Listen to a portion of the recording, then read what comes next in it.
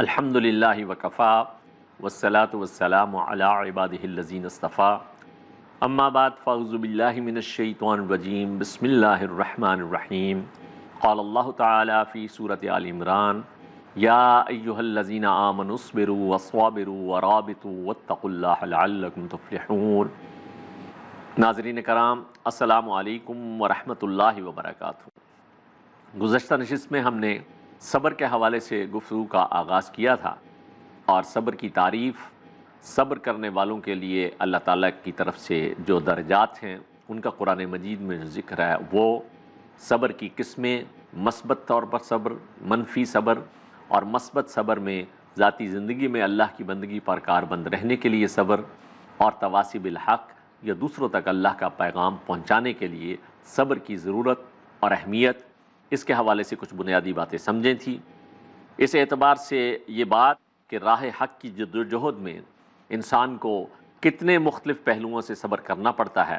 اور اس راستے کا بہترین زاد راہ یہ صبر ہے۔ تنگی اور تکلیف میں آنے والے شیطانی وسوسوں پر صبر، رنج و غم، غصہ اور طیش اور بے اعتمادی اور نا امیدی جیسے نفسیاتی امراض پر صبر، قدرت، نصرت، غلبہ، سہولت اور آسانی کے موقع پر بھی ضبط نفس اور صبر، اور اس موقع پر شکر الہی بجا لانا، ہر تنگی اور ہر فراخی میں اللہ کی رضا کو ہی پیش نظر رکھنا، ہر معاملے میں اسی پر توکل کرنا، اسی سے ڈرنا، اسی کا تقوی اختیار کرنا، ان تمام امور پر صبر جو اس راستے کے مسافر کو حق کی راہ میں پیش آئیں، جن کا کوئی احاطہ نہیں ہو سکتا، جن تجربات کو اور ان کی تلخیوں کو الفاظ میں بیان نہیں کیا جا سکتا، بلکہ حق کے راستے کا راہی خود ہی اس کی لذت کو محسوس کر سکتا ہے اور جان سکتا ہے۔ چنانچہ قرآن مجید میں جن مومنین اولین کو مخاطب کیا گیا وہ پوری طرح سے اس صبر کے مفہوم کو سمجھ رہے تھے، کیونکہ وہ بالفعل ان حالات سے گزر رہے تھے۔ نجات اخروی کے لیے صبر لازمی شرائط میں سے ایک شرط ہے۔ آپ کے علم میں ہے اللہ تعالیٰ نے قرآن مجید کی مختصر ترین صورتوں میں سے ایک سورۃ العصر کے اندر نجات کے لیے 4 لازمی باتوں کا تذکرہ فرمایا ہے۔ ارشاد باری تعالیٰ ہے والعصر، زمانے کی قسم ہے یا تیزی سے گزرتا ہوا زمانہ گواہ ہے، ان الانسان لفی خسر، کہ بے شک سارے کے سارے انسان ناکام ہونے والے ہیں، خسارے سے دوچار ہونے والے ہیں، الا الذین،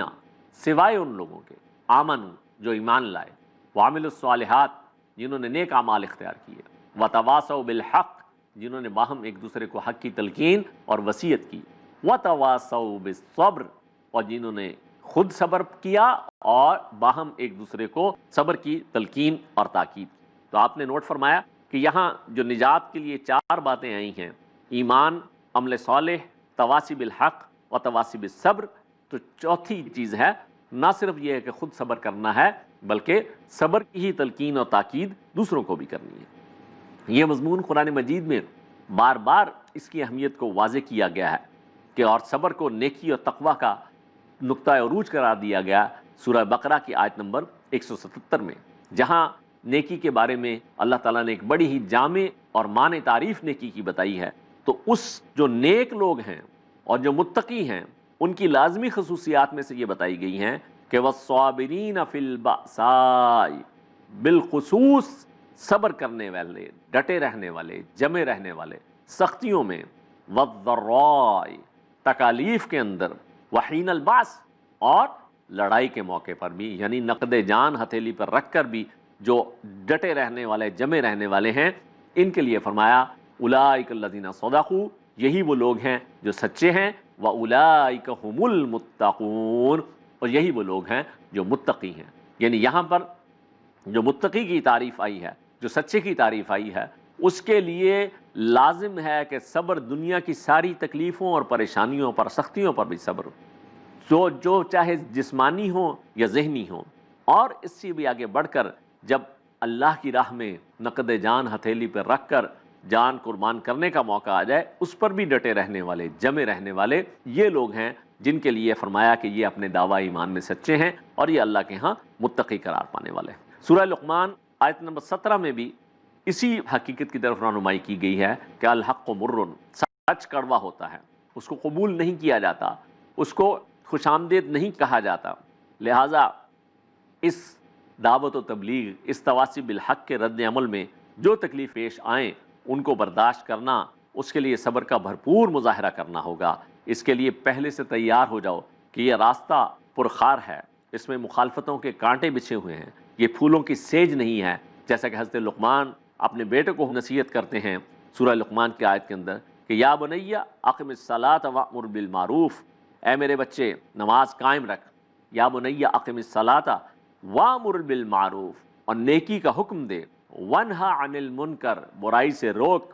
واصبر علی ما اصابک، اور پھر جو کچھ تجھ پر بیتے اس پر صبر کا، اس پر ڈٹا رہے، جمع رہے۔ ان ذالک من عزم الامور، بے شک یہ تو بڑے ہی عزیمت کے کاموں میں سے، یہ تو بڑے ہی ہمت کے کاموں میں سے ہیں۔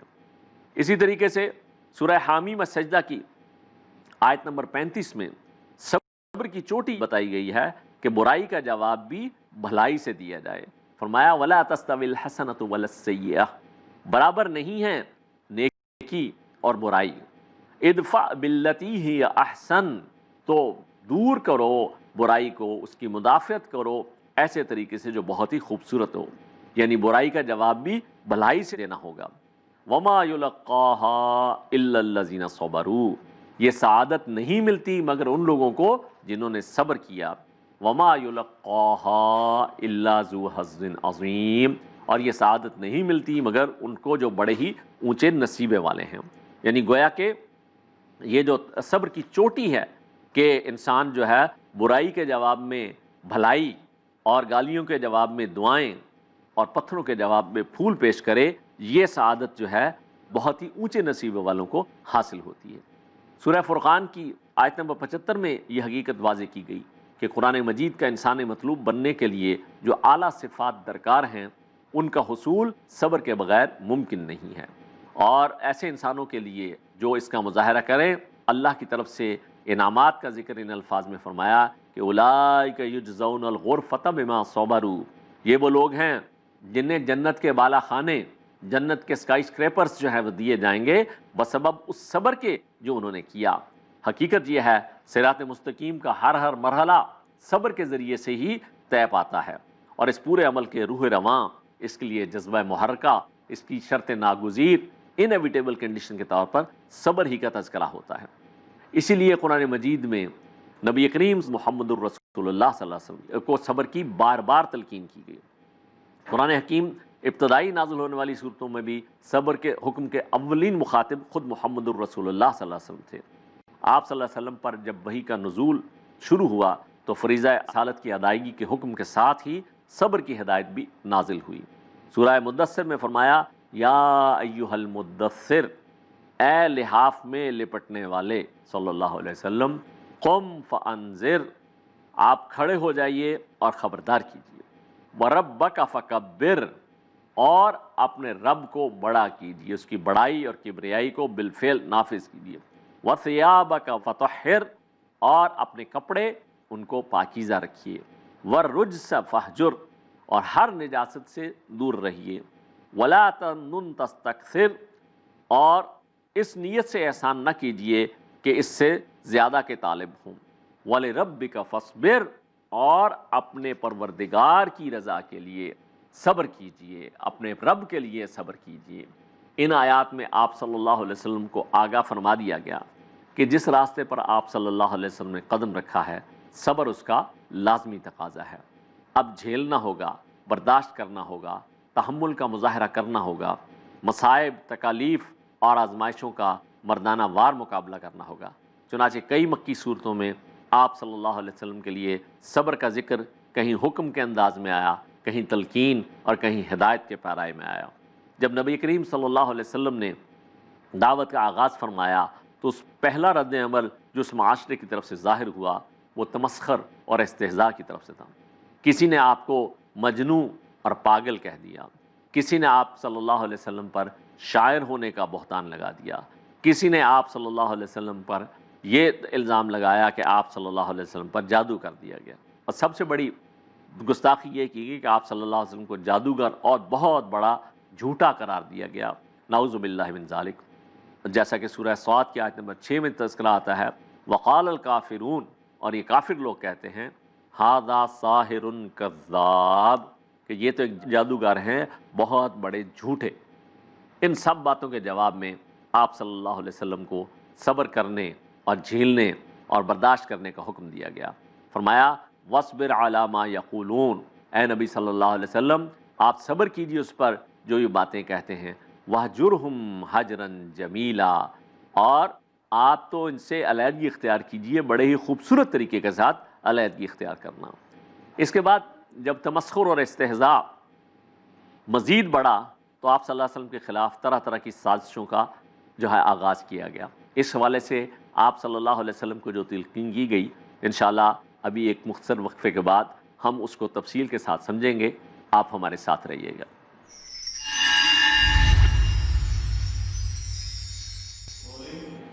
بسم اللہ اولہ و آخرہ۔ ناظرین کرام، پروگرام میں ایک دفعہ پھر خوش آمدید۔ وقفے سے پہلے ہم نبی کریم صلی اللہ علیہ وسلم کو جو اللہ کی طرف سے آغاز نبوت کے ساتھ ہی ہر مرحلے پر صبر کے لیے جو تلقین آئی ہے اس کا ذکر سمجھ رہے تھے، اور اس حوالے سے سورہ نحل کی آیات 127 اور 28 میں فرمایا کہ جب کفار نے تمسخر اور استہزاء سے آگے بڑھ کر آپ صلی اللہ علیہ وسلم کے خلاف طرح طرح کی سازشوں کا آغاز کیا تو اللہ نے آپ صلی اللہ علیہ وسلم کو تلقین فرمائی کہ وَاصْبِرْ وَمَا صَبْرُكَ إِلَّا بِاللَّهِ، اے نبی صلی اللہ علیہ وسلم آپ صبر کیجئے اور آپ کا صبر نہیں ہے مگر اللہ کی مدد سے۔ وَلَا تَحْزَنْ عَلَيْهِمْ، اور آپ ہرگز ان پر غم زدہ نہ ہوں، یعنی ان کی باتوں سے غم زدہ نہ ہوں۔ وَلَا تَكُ فِي ضَيْقٍ مِّمَّا يَمْكُرُونَ، اور نہ ہی ان کی سازشوں کی وجہ سے جو وہ مکر و فریب کر رہے ہیں اس کی وجہ سے آپ تنگ دل نہ ہوئیے گا۔ ان اللہ مع الذین اتقوا، بے شک اللہ تعالیٰ تو ان لوگوں کے ساتھ ہے جنہوں نے تقوی کی روش اختیار کی، جو بچ بچ کر اور پھونک پھونک کر جو ہے زندگی بسر کرتے رہے، انہوں نے پھونک پھونک کر زندگی میں قدم رکھے۔ والذین هم محسنون، اور وہ لوگ جو کہ بہت ہی خوبصورتی کے ساتھ اللہ کی بندگی کا حق ادا کرنے والے ہیں، جو نیکوکار ہیں۔ اور جب کفار کی مخالفت نے تشدد کی صورت اختیار کر لی تو آپ صلی اللہ علیہ وسلم کو تسلی دی گئی۔ وَلَقَدْ كُذِّبَتْ رُسُلٌ مِّن قَبْلِكَ، سورہ انعام کی آیت نمبر 34 میں فرمایا وَلَقَدْ كُذِّبَتْ رُسُلٌ مِّن قَبْلِكَ، اے نبی صلی اللہ علیہ وسلم آپ سے پہلے بھی رسول جھٹلائے گئے۔ فَصَبَرُوا عَلَىٰ مَا كُذِّبُوا، تو انہوں نے صبر کیا، ثابت قدمی کا مظاہرہ کیا، ڈٹے رہے، جمے رہے وہ جھٹلانے پر، حَتَّىٰ أَتَاهُمْ نَصْرُنَا، یہاں تک کہ ان پر ان کے پاس ہماری مدد آ پہنچی۔ کفار کی ضد جب مزید بڑھی اور عذاب کی وعید سے ڈرنے کی بجائے وہ فوری طور پر عذاب کا مطالبہ کرنے لگے تو آپ صلی اللہ علیہ وسلم کو بھی ایک ذہن میں ایک خواہش آنے لگی کہ اللہ تعالیٰ کو انہیں ان کے اعمال بد کی سزا دے ہی دینی چاہیے۔ ایسے میں اللہ تعالیٰ کی طرف سے حکم آ گیا، سورہ احقاف آیت نمبر 35، فَاصْبِرْ كَمَا صَبَرَ أُولُو الْعَزْمِ مِنَ الرُّسُلِ وَلَا تَسْتَعْجِل لَّهُمْ، اے نبی صلی اللہ علیہ وسلم صبر کیجئے جیسے کہ ہمارے صاحب عظیمت رسول صبر کرتے رہے ہیں، اور ان کے بارے میں جلدی نہ کیجیے۔ اور سورہ معارج کی آیت نمبر 5 میں فرمایا فَاصْبِرْ صَبْرًا جَمِيلًا، اے نبی صلی اللہ علیہ وسلم آپ صبر کیجئے، بہت ہی خوبصورت طریقے کے ساتھ صبر کرنا۔ صبر جمیل کے حوالے سے پہلے بھی تذکرہ آ چکا ہے۔ مکی دور کے آخر میں جب آپ صلی اللہ علیہ وسلم کو سودے بازی کی پیشکش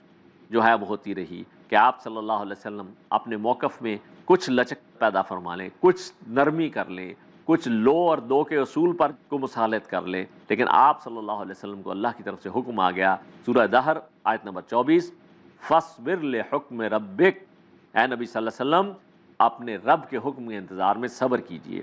وَلَا تُطِعْ مِنْهُمْ آثِمًا أَوْ كَفُورًا، اور آپ ہرگز نہ کہنا مانیے گا ان لوگوں کا جو گناہوں میں ڈوبے ہوئے ہیں اور جو بہت زیادہ انکار کرنے والے ہیں، ان کی باتوں میں نہ آئیے گا۔ مکی دور کے آخر میں جب قریش کی ہٹ درمی اور ضد اپنی آخری حدوں کو پہنچ گئی تو اللہ تعالیٰ نے صحابہ کرام کو ہجرت کی اجازت دے دی۔ نبی کریم صلی اللہ علیہ وسلم بھی کفار کی حق دشمنی سے بیزار اور ہجرت کی خواہش رکھتے تھے۔ ایسے میں اللہ تعالیٰ کی طرف سے آپ صلی اللہ علیہ وسلم کو نصیحت آ گئی کہ فَاصْبِرْ لِحُکْمِ رَبِّكَ، اے نبی صلی اللہ علیہ وسلم اپنے رب کے حکم کے انتظار میں صبر کیجئے۔ وَلَا تَكُنْ كَصَاحِبِ الْحُوتِ، اور اس مچھلی والے یونس علیہ السلام کی مانند نہ ہو جائیے۔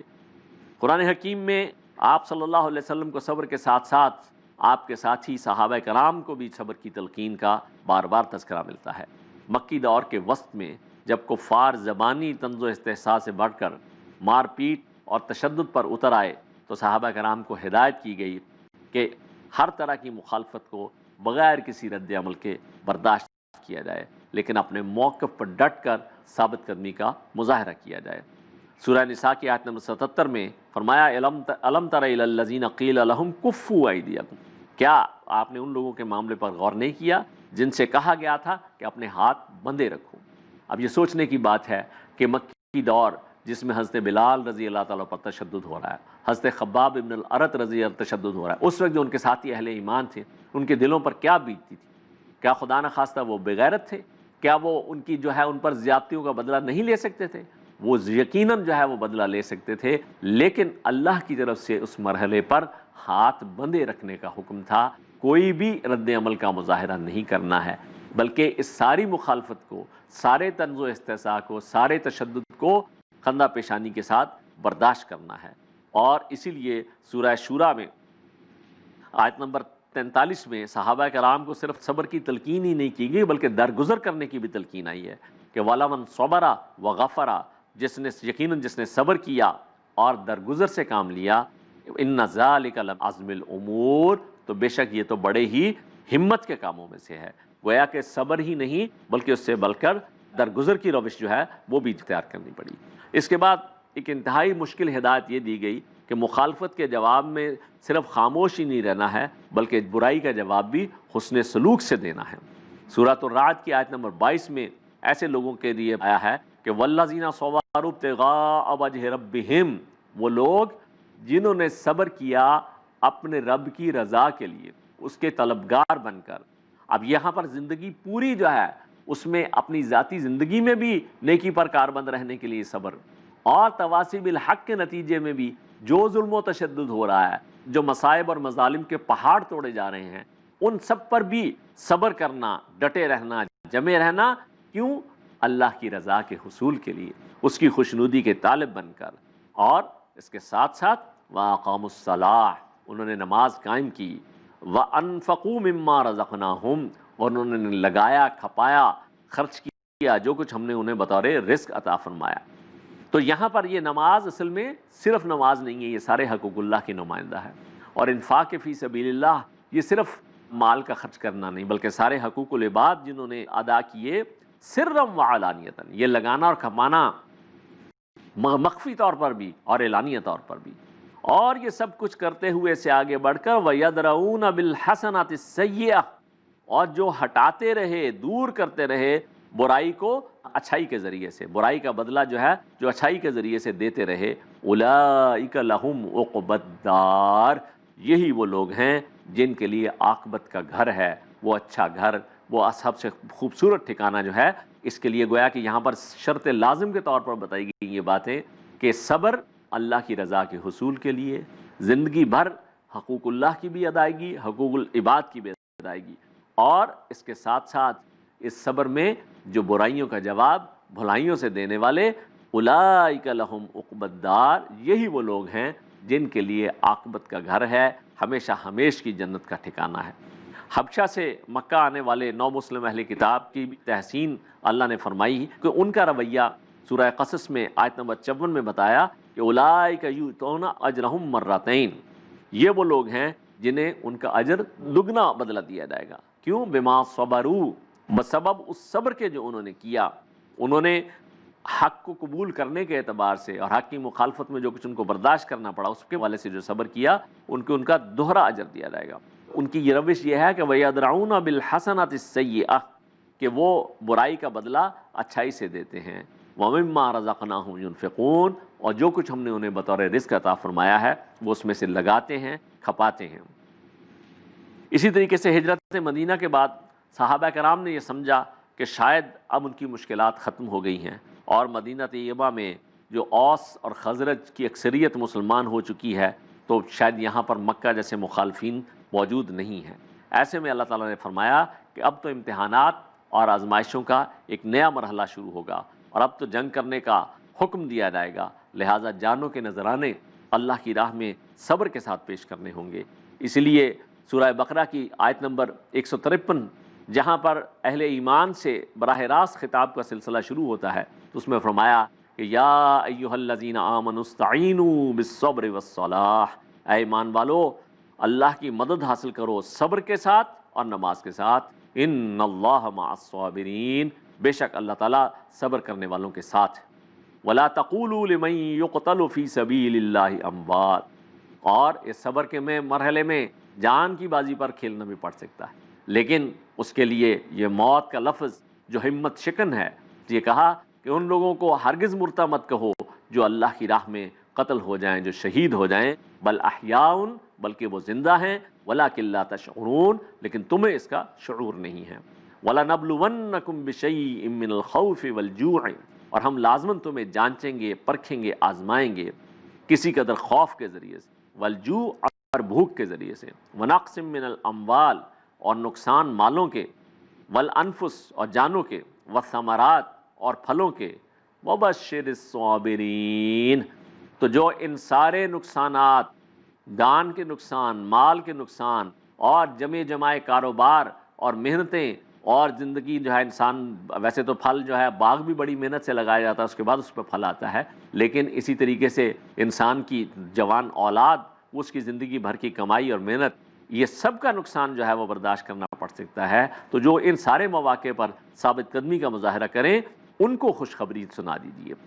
اور ان کی صفت یہ بتائی گئی کہ الذین اذا اصابتہم مصیبہ، یہ وہ لوگ ہیں کہ جب ان پہ کوئی پریشانی، کوئی تکلیف آتی ہے تو کیا کہتے ہیں؟ قالوا انا للہ و انا الیہ راجعون، وہ پکار اٹھتے ہیں کہ بے شک ہم اللہ ہی کے ہیں اور اللہ ہی کی طرف لوٹ کر جانے والے ہیں۔ اگر خدا نخواستہ کوئی عزیز فوت ہو گیا تو یہ اللہ تعالیٰ کی امانت تھی، اللہ کے پاس چلی گئی، اور ہمیں بھی وہیں لوٹ کر جانا ہے۔ اس مرحلے کو اپنے لیے ایک یاد دہانی کے طور پر لیتے ہیں اور پکار اٹھتے ہیں کہ انا للہ و انا الیہ راجعون۔ ایسے ہی لوگوں کے لیے فرمایا کہ اولئک علیہم صلوات من ربہم، یہی وہ لوگ ہیں جن پر ان کے رب کی طرف سے عنایتیں ہیں، ورحمتاً، اور رحمتیں ہیں، واولئک ھم المہتدون، اور یہی وہ لوگ ہیں جو ہدایت یافتہ ہیں، جو ہدایت پانے والے ہیں۔ تو یہ صحابہ کرام کو جو صبر کی تلقین، اس سے پہلے محمد الرسول اللہ صلی اللہ علیہ وسلم کے لیے صبر کی تلقین، اور صبر کے لیے جو ہے انسان کو تواصی بالحق کے حوالے سے جو صبر کرنا پڑتا ہے، یہ قرآن مجید کے مختلف مقامات کے حوالے سے ہم نے ان باتوں کی اہمیت کو سمجھا ہے۔ اللہ تعالیٰ مجھے بھی اور آپ کو بھی اپنی ذاتی زندگی میں بھی صبر کی توفیق دے، اور اللہ کے دین کو دوسروں تک پہنچانے کے حوالے سے بھی، اور اللہ کے دین کے غلبے کے لیے کوشش، محنت اور جد و جہد صبر اور ثابت قدمی کے ساتھ جاری رکھنے کی توفیق عطا فرمائے۔ انشاءاللہ یہ ابھی اس پر اگلی نشست میں بھی اس موضوع کو مکمل کرنے کی کوشش کی جائے گی۔ اقول قولی ھذا واستغفر اللہ لی ولکم ولسائر المسلمین والمسلمات، والسلام علیکم ورحمۃ اللہ وبرکاتہ۔ اللہم صلی